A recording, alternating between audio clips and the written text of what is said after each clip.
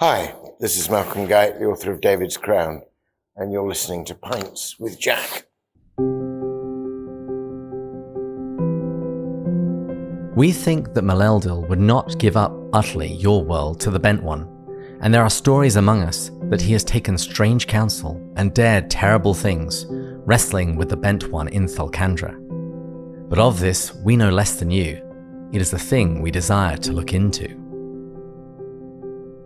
This is Pints with Jack, Season 6, Episode 20, The Martian. Out of the Silent Planet, Chapter 18.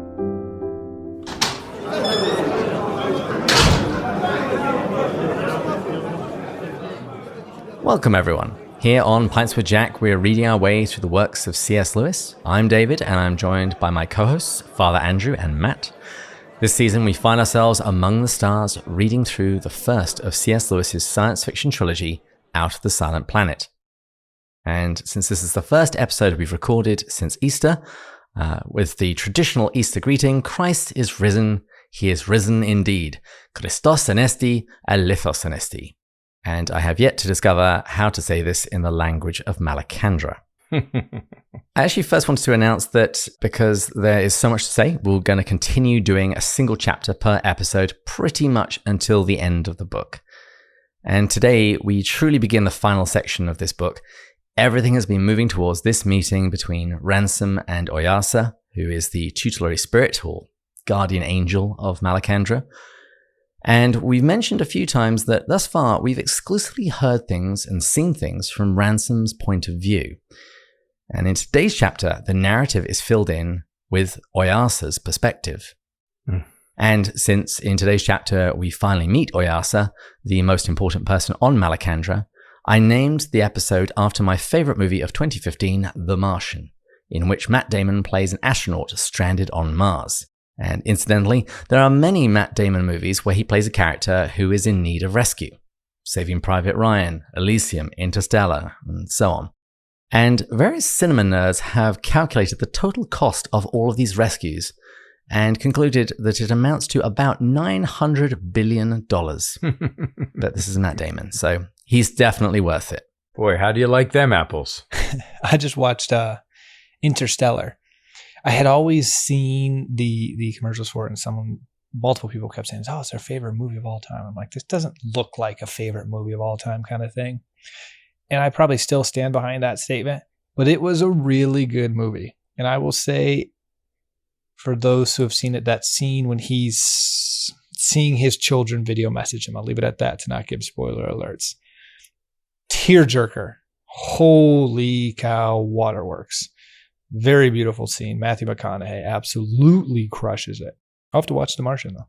Well, I was going to introduce you two, but since you've just barged into my introduction, Matt, at the end of last episode, you were racking your brain trying to work out which movie you had seen which contained a character that looked like a fiffletrig.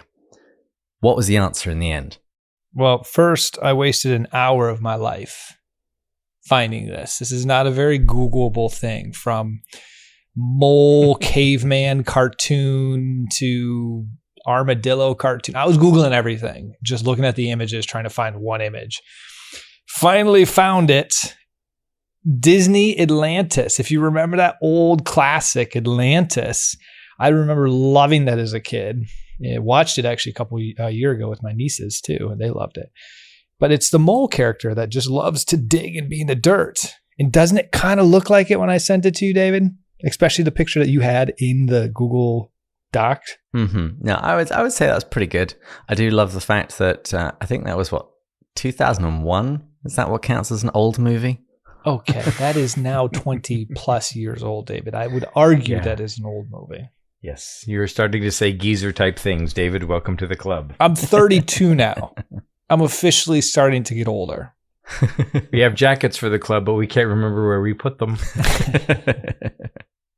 And we really need them because everything is always so cold. People need to close doors. Hey, we need to finish up this episode by 4:30 or 5 so that we can go to the dinner buffet. Exactly, and then get an early night. I usually go to dinner at 5:15. This is a real thing. I remember I took this girl on a date, and she made a comment. She goes, "I think this is the earliest I've ever gone on a date." And I was thinking to myself, this is normal time for me. Challenge accepted. Yeah. Ironically, I actually pushed it 30 minutes from my normal like dinner time. I was like, all right, I can't look that weird. That was Matt being accommodating. I love it. Yeah, 30 minutes is all they get, particularly on a first date. Well, let's get to the toast. What's everyone drinking today? Ooh, well, I had my birthday. Now this will come out pretty decently after it, but I had my birthday last week. And for my birthday, someone came across the Kirkland 18 single malt scotch, which historically, famously was a spot for Macallan to unload some extra batch.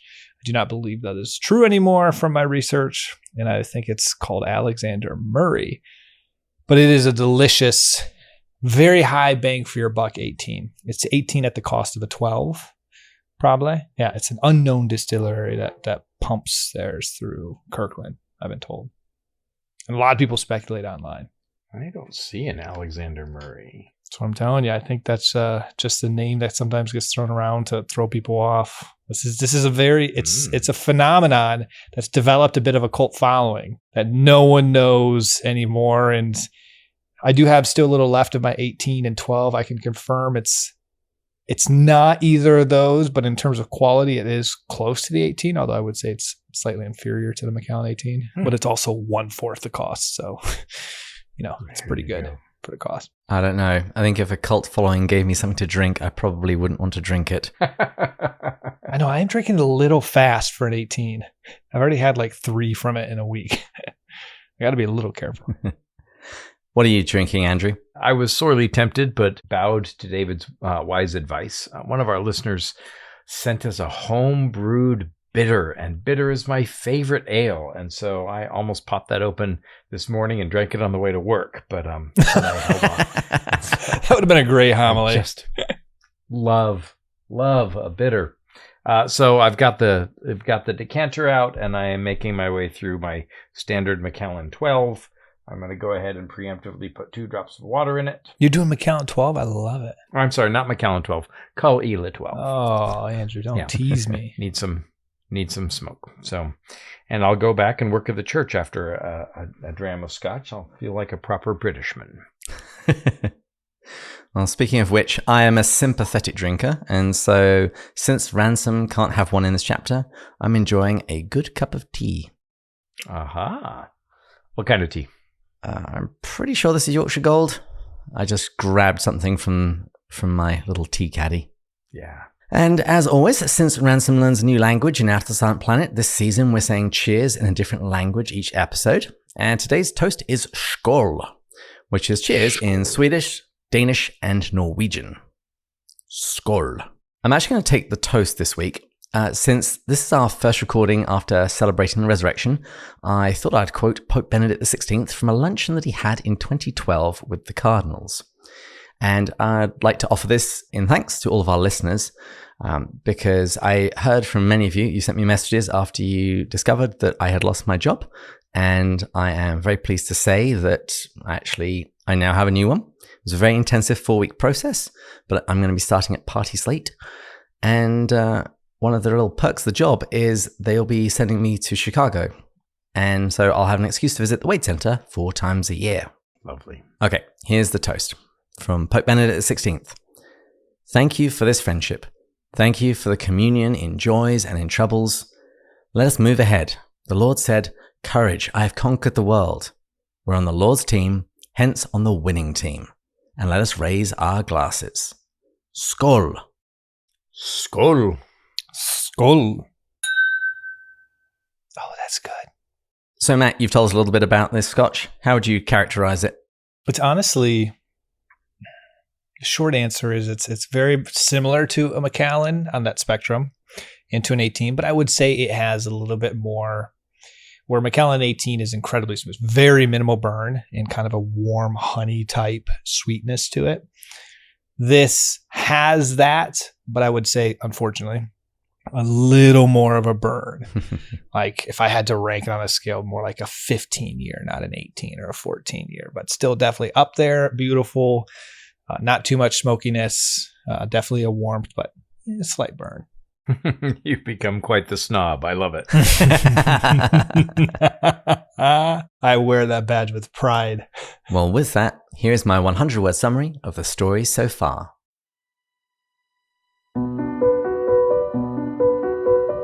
Philologist Elwyn Ransom is abducted by two men in order to be handed over to someone on Mars. When they arrive, the philologist escapes and finds refuge among the race known as Hrossa. They encourage him to seek help from someone on the planet named Oyarsa, but Ransom is too scared. While hunting a great water creature, Ransom is again told to go to Oyarsa, but this time by an angel. Unfortunately, they delay, and one of their number is shot by Ransom's abductors. This killing finally prompts Ransom to travel to the island of Meldalorn and speak to Oyarsa. So, in our last episode, Ransom had made it to Meldalorn, and he had wandered about the island a little bit, and he had met his first Fiffletrig and stood for his portrait. In the opening of chapter 18, we learned that Ransom spends the night at the guest house by the harbour. How does he find this experience? He reacts like an introvert, it sounds like to me. Or Matt on a date. He leaves and goes to bed early. When he understood, there were, and I loved this. I love this account. I spent 6 months in Spain with my father in the Canary Islands when I was 19. And one of the hardest things to really understand is humor. Ironically, one of the easiest things to understand in any language are the cues for humor. So I spent 6 months in Spain laughing at a whole lot of jokes that I didn't understand, right? Because you could tell when people expect you to laugh. And so he breaks down the kinds of humor like Screwtape does, and is exhausted by it. And even when he understood all the words, he could not see the points. He went early to bed. Yeah. Sounds like somebody in need of his own counsel. Mm-hmm. But what's interesting is that in this guest house, you have all of the races of Malacandra. You have Cerrone, Fiffletriggy, Hrossa. And Ransom notes that all of his conversations thus far have generally been pretty grave. It's only when all of these races come together that humor really seems to come out.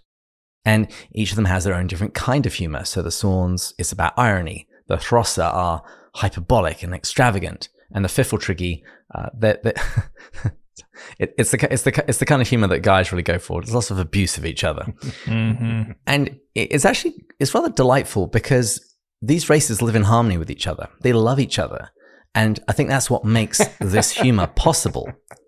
And it put me in mind of the line in The Great Divorce where Lewis says, "No people find each other more absurd than lovers." Mm-hmm. And he has similar sentiments in The Four Loves.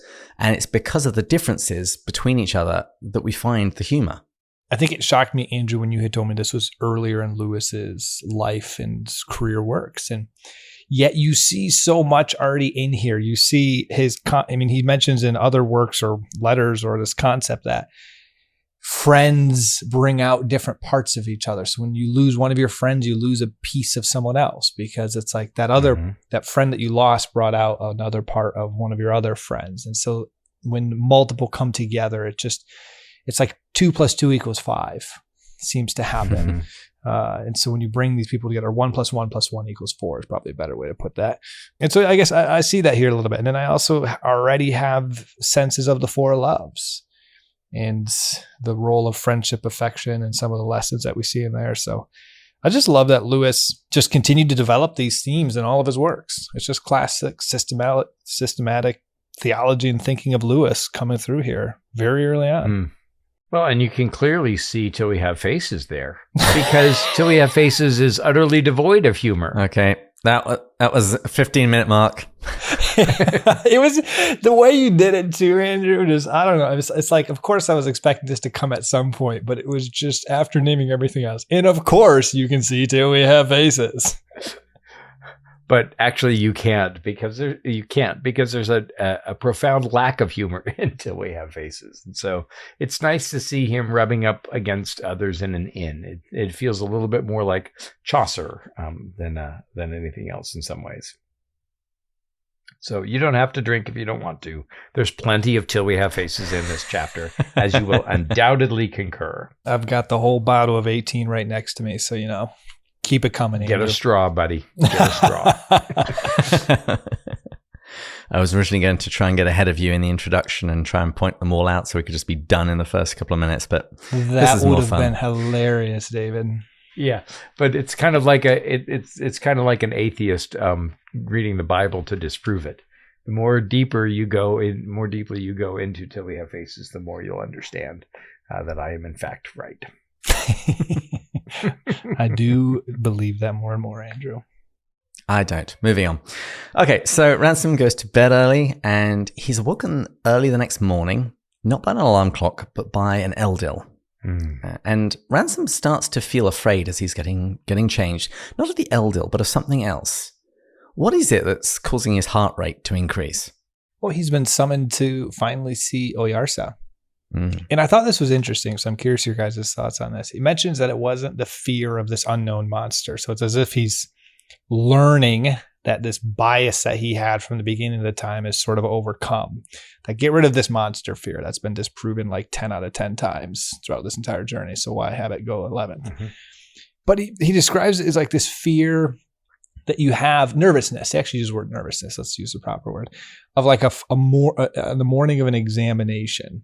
And so I was curious, what do you think is the difference between fear of a monster and nervousness of an examination? Is he just trying to say it's a lesser kind of nervousness, or he feels like he needs to perform? What's he trying to say? So even as Lewis describes 3 or 4 different kinds of jokes in the Screwtape Letters, he also distinguishes in Mere Christianity between 2 different kinds of fear. He says if I told you that there was a tiger in the next room, you would probably feel terrified. But if I told you there was a ghost in the next room, you would also feel terrified, but it would be a different sort of terror altogether. I think that it's even true in modern day Ireland that people are more afraid of elves than ghosts, right? And so here he's distinguishing a kind of fear, and it's not the fear of the unknown, it's the fear of insufficiency. Right? That's a good word for it. Have I been prepared? Will I be tried and found wanting, as Chesterton said? And so this kind of exam, and of course Lewis did smashingly well on his exams, but that's not to say that he wasn't terribly frightened of them. And you can find this in All My Road Before Me, which is Lewis's diaries. And so while Matt's answering, I will go grab a couple of a first edition of that so you can hear it on the microphone. I love that you phrased it that way, the fear of sufficiency or insufficiency, because it fits with my constant desire to overconnect this to the spiritual journey. And I feel like this means he's sort of coming close to the destination. Because if you think about it, in our own spiritual journey, eventually we should somewhat come to the fear of insufficiency. I know that sounds, we need to trust in grace and God's love for us, but like, the fear of going before God and wondering, were we enough, I think is probably a proper fear to some degree, a healthy amount of it. Of course, you don't want like some arrogance or something versus like a fear of dying or something. Like think of that fear of the unknown in the beginning of a spiritual journey. That should eventually go away in this trusting the Lord. But like, I feel like I do want to fall on my knees in front of the Lord and say, I don't know, I'm sorry if I failed. And then of course, hopefully his grace is sufficient, which I would hope it to be. But I don't know. Does that kind of make sense what I'm trying to say? Like this seems like a more proper fear that it's like trying to signal that he has had a transformation on his journey. Sure. Sure. Well, and there's also the fear, the examiner knows all the right answers, right? And it's the fear, I think that there's an element of the numinous in it, right? There's the fear of the Lord.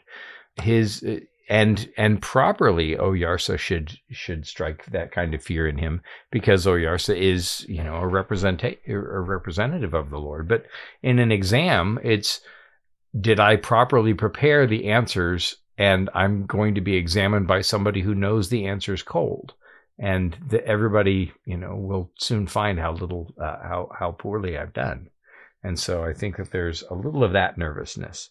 And I love the reference to a good cup of tea, which would have soothed and steadied him. So it's not this overwhelming fear, but it is a nervousness.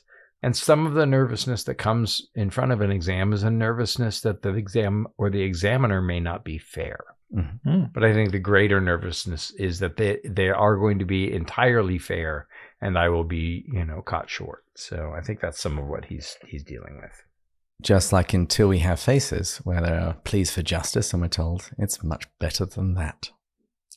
Yes, you will not receive justice. It's not so bad off as that. Yes, absolutely. Well, and that the whole of book 2, the trial scene, which I'm sure that David will touch on to keep me from doing so. You can really hear Lewis writing almost a first draft of that judgment scene here in this book. Wouldn't you agree, David? Very much, Andrew. And I'd also connect it to the Beatitudes. Blessed are the poor in spirit, for theirs is the kingdom of heaven. Or earlier in the Bible, the fear of the Lord is the beginning of wisdom. This is actually, I would say, a good thing that he's feeling a little bit nervous because he's starting to get wise, and he's concerned about the right things, not a monster, but the examination that he is about to undergo. Absolutely. So it's a few minutes before sunrise, and no Eldila seem to be around. And strangely, without even being told, Ransom begins to journey up the island's hill, up the monolithic avenue to the grove at the top. What does he see? Well, I will say I did like in this section here as he's going out and he's about to start on this journey up. And at first I always think of Diana and her comment of the poetry, but it talks about the bluish smoke was rising from the lake and the sky was bright behind the jagged eastern wall of the canyon. It was a few minutes before sunrise. The air was still very cold, the ground weed drenched with dew. I don't know. There's first of all, I was just presented with a very beautiful, I'm just picturing waking up in the mountains with no cell service and the sun rising and just a brisk morning and just very beautiful. And you just know a lot of beauty. So I'll start with that. There was just beauty I felt in the imagery setting it. I think this is a scene that Lewis really loves because you see it pop up all across his books and in his letters. He does seem to like first thing in the morning when it's still a bit of a chill in the air, the sun is just starting to rise and everything is quiet. The small, dewy, cobwebby hours of the morning, Lewis says. There you go. Yeah, and I feel like there's a hope in the morning. And that's why you put the sun rising. It's like the light's coming up. You don't know what's going to happen in your day. There's just an excitement, anticipation. There's a rawness. There's a reset. I don't know. I think if you think of the Lewis like the seasons of life from a change perspective, as we've read in different books, and there's seasons of a year, but there's seasons daily. I mean, every day seems like a bit of a reset. And Ransom sees all of the Malacandrian creatures silently gathering on each side of the avenue that he's moving towards. And he starts walking up the avenue and trying not to look at them as he passes. It's going to be kind of intimidating. It puts me in mind of when you had to get up in front of the school by yourself. You had to walk down to, I don't know, receive an award or a piece of paper, and you see everybody looking at you. It's really quite intimidating. He then stops when he arrives at the bigger stones in the middle of the avenue at the top of the hill. And we're told that he stood there motionless like a man on parade, which I think is a really great simile to use because, like soldiers on parade, he's about to be inspected. And it's at this point, just as the sun starts to come up, that he realizes that the place is full of Eldila, even in the sky above him. It says, he might, when the time came, be pleading his cause before thousands or before millions, rank behind rank about him, and rank above rank over his head. The creatures that had never yet seen man, and whom man could not see, were waiting for the trial to begin. Insert Till We Have Faces reference. I was literally going to say, this sounds massively like Till We Have Faces. That section right there. Yeah, I had to go into the other room because I did not have a single copy of Till We Have Faces in my study. So I had to go get it from spare Then from every crack and hole in the mountains there came out dark things like men, so that there was a crowd of them all around me before I could fly. They seized on me and hustled me and passed me on from one to another, each shouting towards the mountain face, "Here she comes! Here is the woman! Bring her in! Bring her in! She's come at last! To the judge! To the judge!" Yeah. What's it too in this section? Taylor, please cut all of that. We don't need to have Till We Have Faces read on this podcast. Oh, we got to rename it Till We Have Faces name. But actually, speaking of correcting things, I meant to say earlier, I think the example of ghosts and tigers, I actually think that's from The Problem of Pain, not Mere Christianity. Okay. Yeah. I'm sure you're right. Until We Have Faces sucks. Moving on. Okay. Well, and David, and one final thing I'll say here too, just going back to that theme that we're Sorry, we're getting some static on the line. Oh, I think I pinged my waveform. Now to my brilliant comment. The final thing I wanted to say in this section was, it did stick out to me. Again, this kind of goes to his transformation. And I think we've met people and Christians in our life that operate this way. Without being told, he knew that it was his business to go up to the crown of the island in the grove. And I thought there was something that just stuck out to me there. He mentions later he wasn't sure if it was Oyarsa, his intuition. But I think there's just, we're on our spiritual journey, and the more we transform ourselves, we die to the false self, become more the true self, enter into communion with God. Our intuition, I've always said this before when people talk about how do you make big life decisions of where you're supposed to go and what you're supposed to do. I'm like, you can trust your desires and your intuitions when you're more in communion with God. I don't mean that in a negative, but like if you're very much living a sinful heathen lifestyle, I might not quite trust all of my desires. But when I've lived my life attempting to discipline myself and come and live a virtuous life, and I feel more in communion with God and with those rhythms in place, I do feel like I can trust the desires and the callings and the stirrings of the heart. And so I felt that a little bit here, that it was just a subtle comment, but he just knew I have to go up here. Mm-hmm. Well, and what we see is a growth in marked obedience, right? And I love the kind of calm resoluteness of Ransom's responses, which we'll talk about, I'm sure, in a few moments. And not only that, there's a facility with the language because, of course, Lewis, the narrator, is writing in translation, right? And Ransom has, as we'll see rather soon, Weston and Devine don't speak Old Solar very well, but Ransom is balanced and informed and educated and kind of knows who he is. And part of what he is a willingness to obey and to be judged and to do whatever Oyarsa would tell him to do. So I think spiritually he's in a really kind of good place right now. Mm-hmm. Well, after quite some time, all the creatures rise to their feet and bow their heads. Ransom catches an almost imperceptible glimpse of Oyarsa. It says, the merest whisper of light, no, less than that, the smallest diminution of shadow, was travelling along the uneven surface of the groundweed. Too slight to be named in the language of the five senses, it moves slowly towards him. And Oyarsa comes to a halt about 10 yards away from the very trepidatious Ransom. What does Oyarsa ask him? Why are you so afraid? What are you so afraid of, Ransom? Yes. Of Thulkandra? That's a very different statement too, actually. Yeah. Thank you, Andrew. And by the way, as we go there, he never could say what it was like. There's an inability to describe, and for me, it gave this great echo of Ezekiel, where he tries to describe God as a wheel within a wheel within a wheel, and there's this kind of he's at a loss. But yes, what are you so afraid of? And his answer, I think, is a good one. Of you, Oyarsa, because you are unlike me and I cannot see you. His answer is good, but then the reasons behind his answer, as we find, are bad, aren't they? Maybe Andrew, the way we phrase it is his answer is honest, but not necessarily correct. Like I love how he goes, those aren't great reasons. Right. And then we have a kind of a foretaste of the four loves, which of course is the prose version of Till We Have Faces. And we are both copies of Malodil. They are not real reasons. And so there's a likeness that they share, even though one is apparently human. Well, one is human and one is apparently an angel or an archangel. Which I think is somewhat similar to the biblical concept of image and likeness, although I don't think it would traditionally be applied to angels.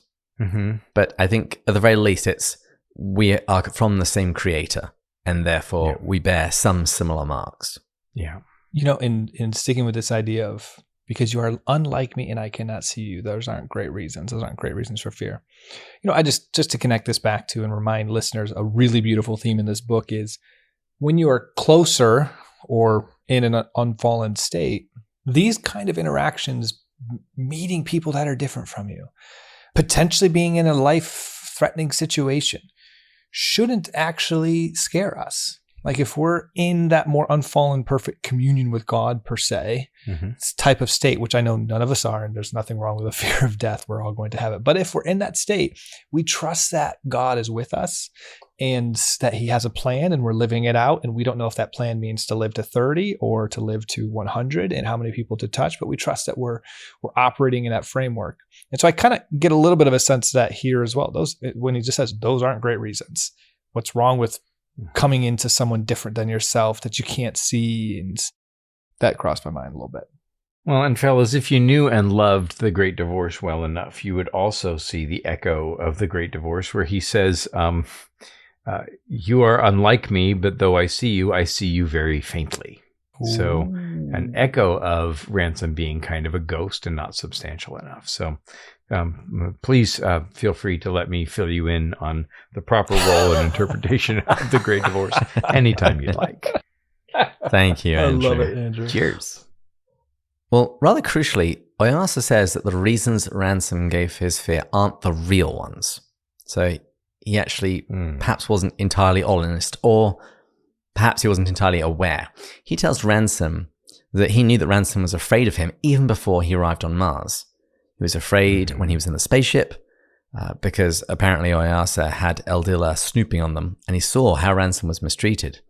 Well, this brings up an interesting point that we talked about in my Screwtape class a couple of weeks ago. And the question was, can devils read our thoughts? And my rector said, I certainly hope not. But I think that devils can hear what we say. And so while the enemy may not, they may know our tendencies, they may see and analyze our behaviors, but I don't think that the devil can read our minds. And so I think Oyarsa too is drawing conclusions about Ransom based on what was said while they were in space. Mm-hmm. So that, to me, the revelation from the class help me make sense of this passage too a little bit. And speaking of revelation, it's here that we discover that it was Oyarsa who provoked the Hanakra to attack when they landed first on Mars, and he was therefore the cause of Ransom's escape. The problem was, though, that Ransom ran in the wrong direction, away from Oyarsa, and he also ignored the advice of the Hrossa to come to Oyarsa. Mm-hmm. And that was why Oyarsa sent an Eldil while they were hunting. And he says, even then, my instructions weren't exactly followed. And all of this has ultimately led to the same conclusion you standing before me here today, but the difference is it's now a lot later, and the blood of Hanau, Hoi, has been shed. You know, there's an echo of the silver chair, because the children get the 4 signs and they flub them all the way along, right? And in this way also, Ransom, Oyarsa's been trying to move Ransom in the right direction, and he's flubbing it all the way along. All the information that Oyarsa shares, it kind of rocks Ransom's world. Mm-hmm. We discover that it was Oyarsa who sent for Ransom, at least in a manner of speaking, although Oyarsa thought the Western Divine had explained more to Ransom. And the key thing that we discover here, we've mentioned this throughout, but this is where we find it explicitly, that the Eldila reside in heaven. Mm-hmm. We read, but Malacandra, like all worlds, floats in heaven, and I am not here altogether as you are. This is Oyarsa speaking. I'm not here altogether as you are, Ransom of Thalcandra. Creatures of your kind must drop out of heaven into a world. For us, the worlds are places in heaven.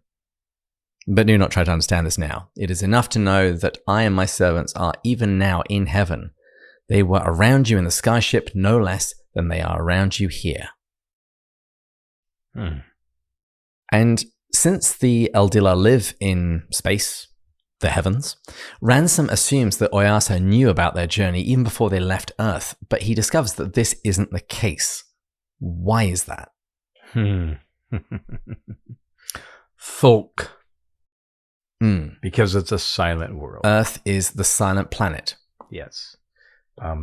And they talk about the different heavens and the translunary boundary. This is part of what the medievals knew. So we know about heaven being the sky, and then the second heaven is kind of above the sky up until the orbit of the moon, and the third heaven is beyond the orbit of the moon. And so it's kind of, the third heaven is in some ways, Paul talks about being caught up into the third heaven, but the medievals kind of had this idea of levels of heaven. And so there seems to be some kind of boundary or barrier. And maybe it's the orbit of the moon. I think it's a lunary boundary. And the devil is trapped within that orbit, and the earth is given over to him. And so there's an embargo, basically, between what's going on Earth and what's going on in the rest of the solar system. Yeah, we weren't always called Thulkandra, the silent planet. Mm-hmm. And apparently the Oyarsa of Mars and the Oyarsa of Earth, Satan, they knew each other, and apparently Satan was pretty awesome. But we're told that he became bent. So this is his fall. And it was in his mind to spoil other worlds besides his own. He smote your moon with his left hand, and with his right he brought the cold death on my Harandra before its time. And then we're then told that Maleldil, God, told Oyarsa to open up the valleys and let out the hot springs so that some of the Martian population could survive. This is what Ransom saw on the monoliths in the previous chapter. Yes. And we also find out that there was a battle with Earth's Oyarsa, and that he was bound to the Earth. And this is why Earth is now the silent planet. There's no communication with the rest of the heavens. And this is what Oyarsa really wants to know. He wants to know what happened since then. Did you guys see any echoes of scripture in this section?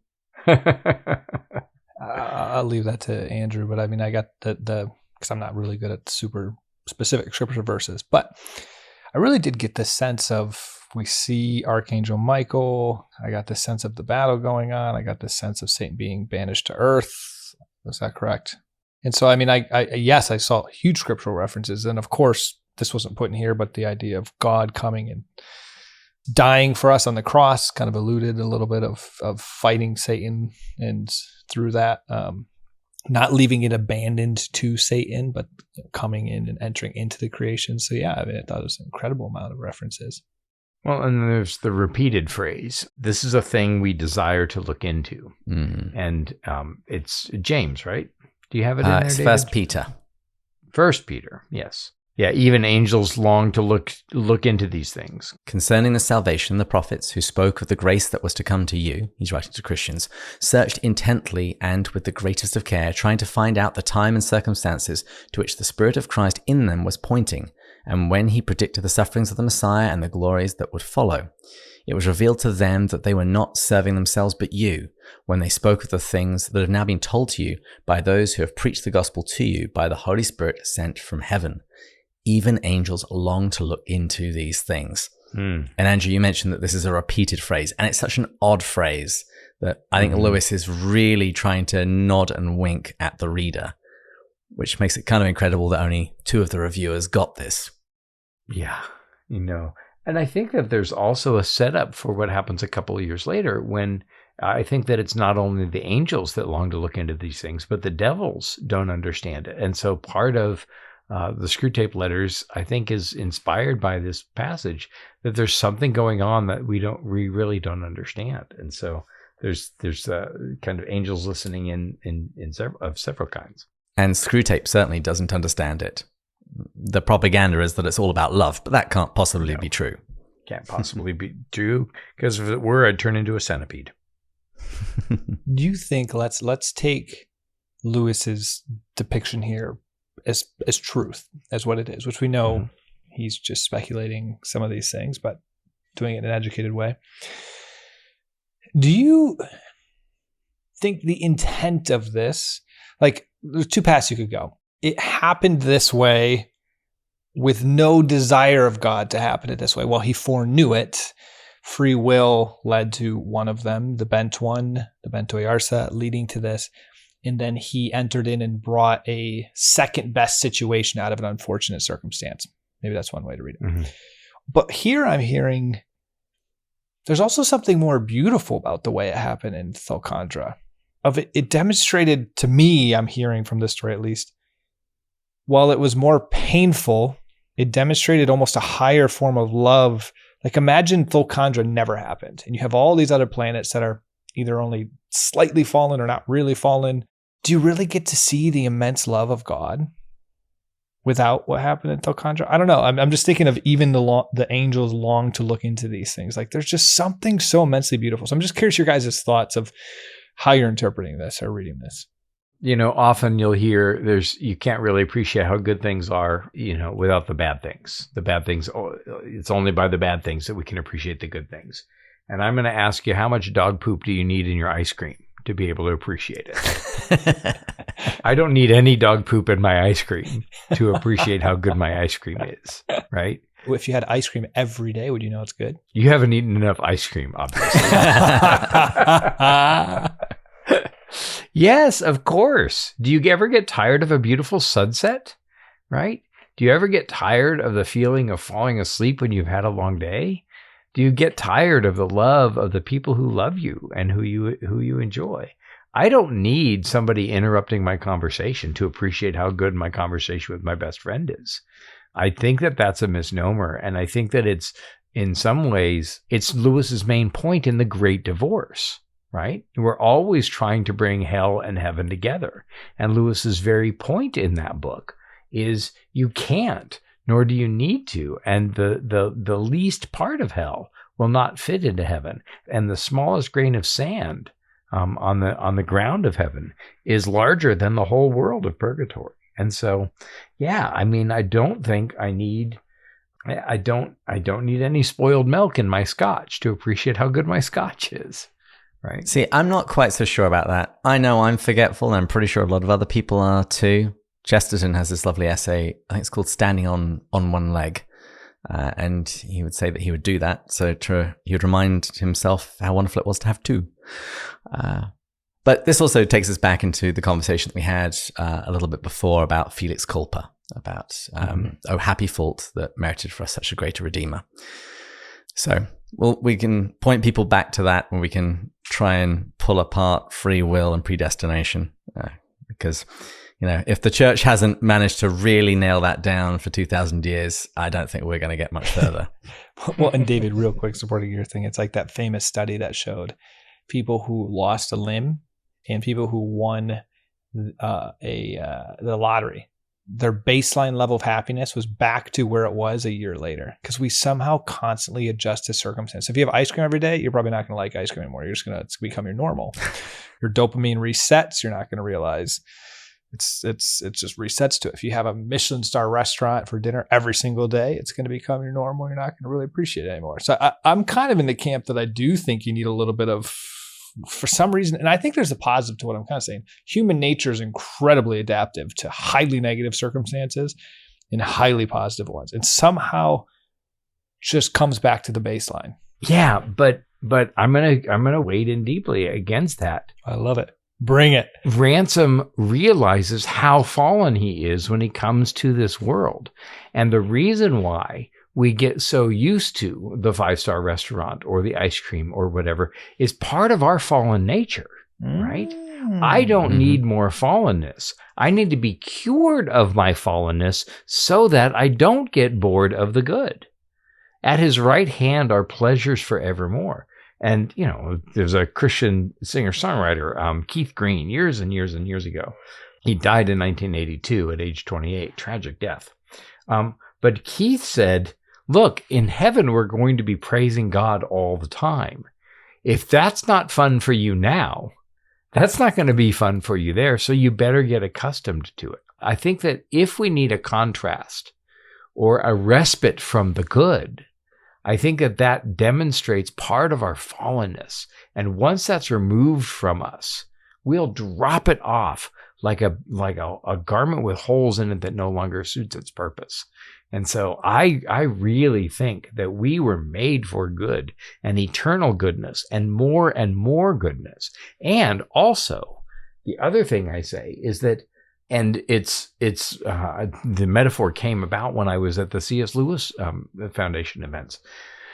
There's good stuff all day long, great speakers, great fellowship, beautiful scenery, great food. And then at night, then there's another event, and the soul gets weary of goodness much more slowly than it gets weary of badness and the false and the counterfeit. And the fact that we get weary of goodness is an element of our fallen nature, which I can't wait for the divine surgeon to remove so that we can have pleasures evermore at his right hand and enjoy them fully. That's just where I live. Perfectly logical counter. I fully buy it. And the second thing you could have potentially pointed out, that was well said, very well said, is the pleasure example from this book. In the non-fallen state, we wouldn't eat ice cream every single day. We would eat it the appropriate amount to experience the appropriate amount of joy and pleasure, and then we would put it to rest and remember it and move on to the next one. Well played. I was operating in a fallen world. Orwell says I was a craver, right? Well, I'm gonna wrap up this section on the theology of ice cream by also pointing out that this section also talks about, when it talks about the fall of Satan, that he was bound up in the air. And Ephesians 2 verses 1 and 2 says that, as for you, you were dead in your transgressions and sins, in which you used to live when you followed the ways of this world and the ruler of the kingdom of the air, the spirit who is now at work in those who are disobedient. The prince of the power of the air is how some of the Protestant translations have it. Mm-hmm. So, in response to all of these bombshells, Ransom tells Oyarsa in very plain terms about the fallenness of our world. He explains that Western Divine didn't know of Oyarsa at all, and only kidnapped Ransom because the Sorns had asked for someone. And he explains that they thought he was a false Eldil, that's how he describes it, a false god or an idol to whom Ransom would be sacrificed. And Ransom says that he was afraid of Mars from the beginning. She doesn't name him, but basically H.G. Wells, the storytellers of Earth, loved to portray aliens as evil. Mm-hmm. And Ransom's explanation makes sense to Oyarsa, although he does seem to disbelieve that any creature could be quite so bent, so sinful, that they would take someone there by force. Mm-hmm. But Ransom now asks Oyarsa why he was summoned in the first place, and Oyarsa tells the story from his own point of view. And so if this were a movie, we would now have a flashback. And we learn that Western Divine came to Mars 4 of our Earth years ago. And as soon as they entered the heavens, the Eldila accompanied them all the way to Malacandra. And when they arrived on Mars, they cleared away all of the other creatures except the Eldila, and they gave them some time to become acclimatized and accustomed to the new planet. And then Oyarsa sent a few Sorns to teach them their language. And he chose Sorns since they were the most similar in physical appearance to humans. But this apparently didn't go very well, and Western Divine learned very little of the language, and we're going to have that demonstrated fairly soon. And Oyarsa noticed that Western Divine were collecting sun's blood, gold, from the streams, and he didn't really understand this, so he told the Sorns to invite them to meet him, but they refused. And Oyarsa just asked them for one, and they still refused. And he says that they basically were then told that, okay, you can't take any more gold until someone comes to me. And so Western Divine gathered up all the stuff they had and then went back to Earth. And while this initially confused him, Oyarsa can now see what was happening. They thought that he wanted one of them to eat. Mm-hmm. So they went all the way back to Earth to go and fetch somebody. And he says they've now twice gone a voyage of millions of miles for nothing and will appear before me nonetheless. And you also, Ransom of Thulkandra, have taken many vain troubles to avoid standing where you stand now. And so Ransom asks Oyarsa what he wants. And Oyarsa says that there are 2 things. What are they? Can I say real quick before that? I'll let Andrew do this. I want to make one comment on that section before. I mentioned how our fighting God's will can make things a little bit tougher than we'd like it to be. Mm-hmm. There's a second thing that I'd like to point out from this section. Our massive misinterpretation of circumstances can make whatever path we experience a lot more painful as well. So it's not just the fighting it, but it's interpreting it. There's a lot of things that happen in my life that I have a feeling I'll look and God will be like, that was an incredible gift that I gave you right there, because that did this, this, and this, and this. And instead, it felt incredibly painful to me. And for the sake of time, I won't list a whole bunch of other things. But I think there's a deep truth that's being stated right here of just, if we understood and can see with the eyes, think of that one Christian song, Let me see with your eyes, God. I can't remember which Christian singer it was from a decade ago. But like, if we could only see as God sees in our own life and the role that he's playing, we would probably experience an immense amount of less pain, because we realize a lot of painful circumstances were gifts. So anyways, now to your thing, David.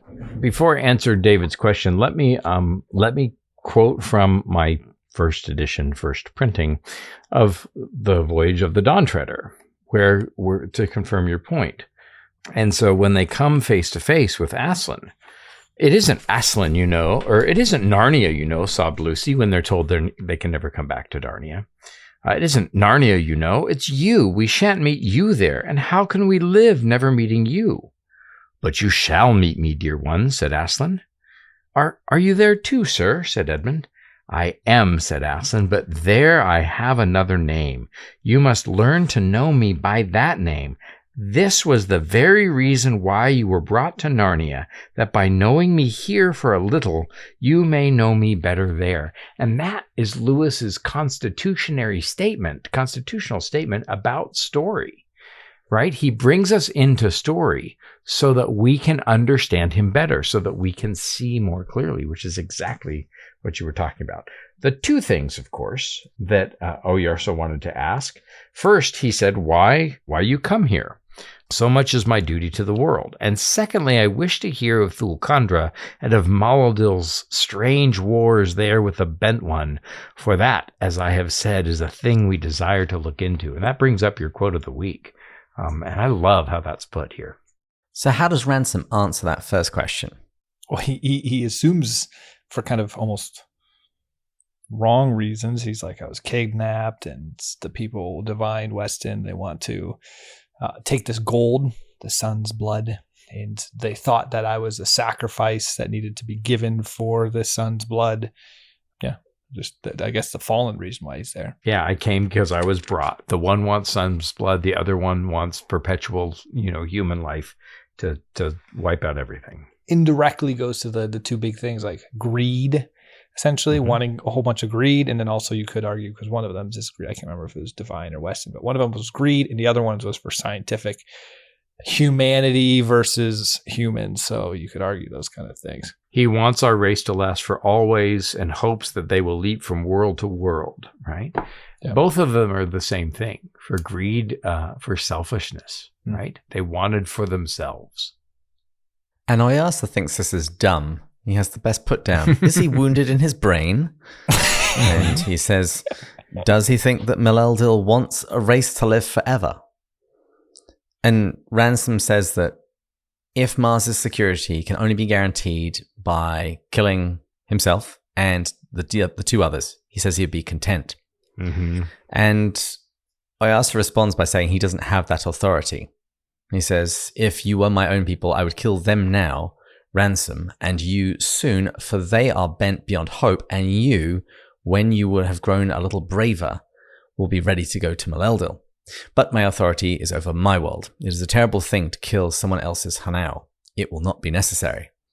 And Ransom is worried about their guns and their ability to destroy this planet, but Oyarsa says he could destroy any future spaceship long before it arrived at Malacandra. I love by a touch. Oyarsa now turns to his second question. He wants to know what happened to Satan after they bound him to Earth. However, as he's asking this question, Oyarsa notices that Ransom's become afraid again. And what seems to be causing Ransom consternation is that Satan's fall and the attack on Mars took place long before humans appeared on Earth. Yet Ransom saw it depicted on a stone nearby. Mm-hmm. How could that stone have lasted so long? And interestingly, this observation causes Oyarsa to note that I see you are Hanau after all. So we have to broaden our definition of Hanau yet again. So not just sentient creature, not just virtuous sentient creature, but something else looking into the past and the future maybe. But Oyarsa explains that the picture has been crumbled and copied again and again and again. He says, in a way, you are seeing a picture that was finished when your world was still half made. Mm-hmm. But Oyarsa doesn't really want to speak of these things to Ransom. He says, my people have a law never to speak much of sizes or numbers to you others, not even to Sorns. Mm-hmm. You do not understand, and it makes you do reverence to nothings and passes by what is really great. Mm-hmm. That's a question of size, and Lewis gets this from George MacDonald. So in The Princess and the Goblin and The Princess and Curdie, he's worried about the size of the grandmother because she's tiny and then she's big. And so size is an important question. You see it come up too in The Silver Chair, your bigger ass, or in Prince Caspian, your bigger ass, so no, you have grown. And so, looking over the wrong things. And so Oyarsa is certainly setting him straight. But he has the right attitude because he says, I am here now and ready to do your will with me. So there's an echo of the Garden of Gethsemane there. And he repeats that sentiment too. And we also learnt this in Star Wars. Size matters not. Look at me. Judge me by my size, do you? Yes. And Oyarsa tries to resume the conversation with Ransom about what Mileldil has done on Earth. But just as Ransom begins, a procession of Horsa enter the grove. So as they bring their burden to Oyarsa, and we wrap up today's episode, do you guys have any final thoughts? I just think that this is such a rich chapter and such a great perspective. And the fact that Lewis writes science fiction in order to explore the spiritual ramifications, that proposal that we talked about at the beginning of the season is fully fleshed out in this chapter here. It's just rich as plum pudding, I think Lewis would say. And I think just a reminder to listeners how I don't know what the right word is, unique, but just I agree with Andrew. The richness in this is insane. I mean, you heard all the points that just jumped out to me, the connections we just made to all of his other works. And this is pretty early in his conversion. I mean, it just goes back to that testament of Dr. Poe, Hal, who in his books, who says essentially he's been trained well into his earliest years. I mean, he was training well before he was a Christian, the literature he was reading. I mean, so many of the things that were fleshed out fully in later works were quite known already, or at least percolating in his mind very early. And so I think we just witnessed a whole bunch of incredible themes here. This was what, 1938 as a reminder, Andrew? Is that right? It came out in 38, so he's writing it a little bit before. Well, I have two questions for our question of the week. Since Ransom has just begun his interview with Oyarsa, and I've just completed 4 weeks of interviews, what was the toughest interview you ever had? Ooh. Or if you want to do something a little bit more related to the story, in today's chapter, we learnt what the original plan was meant to be, that Weston and Divine were meant to go to Oyarsa. And we also read back at the beginning of the book that they were originally intending to take Harry with them. How do you think this story would have played out if either of those had happened? Wow. What would have happened if they'd have gone to Oyarsa themselves? And what do you think would have happened if they'd brought Harry instead? Wow. Please feel free to email us, contact@pintswithjack.com, use the contact us form on the website, or comment on social media. I know exactly what I think. Same here. But I hear the call for final drinks. So thanks to our audio editor, Taylor Schroll. Thank you all for listening. And of course, our Patreon supporters, particularly our top tier supporters. Steve, Matt, Jake, Erica, Marvin, Joelle, Deborah, Amanda, Thomas, Bill, Joanna, Bud, Shane, Kay, Paul, Kimberly, Gillis, Gary, Stephen, Matt, Kelly, Chris, James, Kate, Peter, David, Angela, and Rowdy. We pray for all of our listeners and all the prayer requests on our Slack channel every Tuesday. And if you've enjoyed this episode, please share it on social media. And because we're recording this on a Tuesday, let me add a blessing. The blessing of God Almighty, the Father, the Son, and the Holy Spirit be with all of our listeners now and remain with us forevermore. Amen. Amen. And please join us next time, When we'll continue going further up And further in. Skål. Skål. Skål.